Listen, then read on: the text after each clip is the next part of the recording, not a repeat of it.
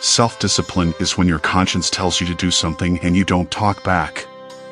I value self-discipline, but creating systems that make it next to impossible to misbehave is more reliable than self-control. Self-discipline, the key to eternal life, is doing something that needs to be done whether or not you find it convenient. Self-discipline is usually motivated by our convictions, our internal hopes, and our desires. Self-discipline means establishing an authority over one's own habits, routines, and priorities, and not being under their control. Self-discipline is about controlling your desires and impulses while staying focused on what needs to get done to achieve your goal. You have no control over what the other guy does. You only have control over what you do. Self-discipline is the act of doing those things which ordinarily you won't, but it's profitable to you at the long run. Lasting accomplishment, however, is achieved through a long, slow climb in self-discipline. Discipline really means our ability to get ourselves to do things when we don't want to. Happiness is dependent on self-discipline. We are the biggest obstacles to our own happiness.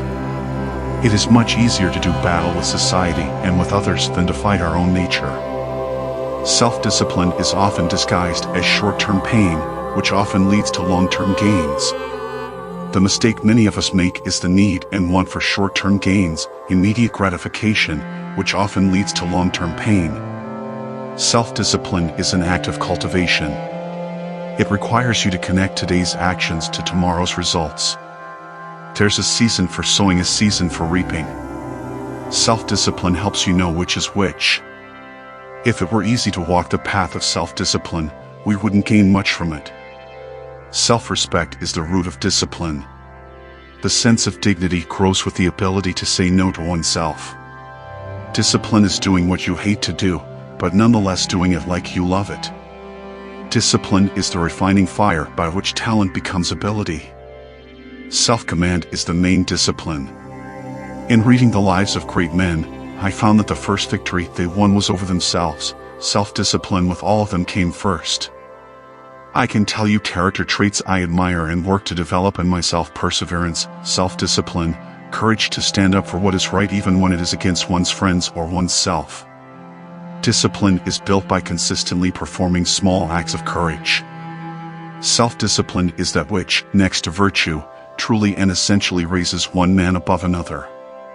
The more disciplined you become, the easier life gets. Self-discipline is the root quality that will improve every aspect of your life. Self-discipline is the ability to make yourself do what you should do, when you should do it, whether you feel like it or not. If you do not conquer self, you will be conquered by self. Through thought discipline comes self-discipline. Actions are products of thoughts.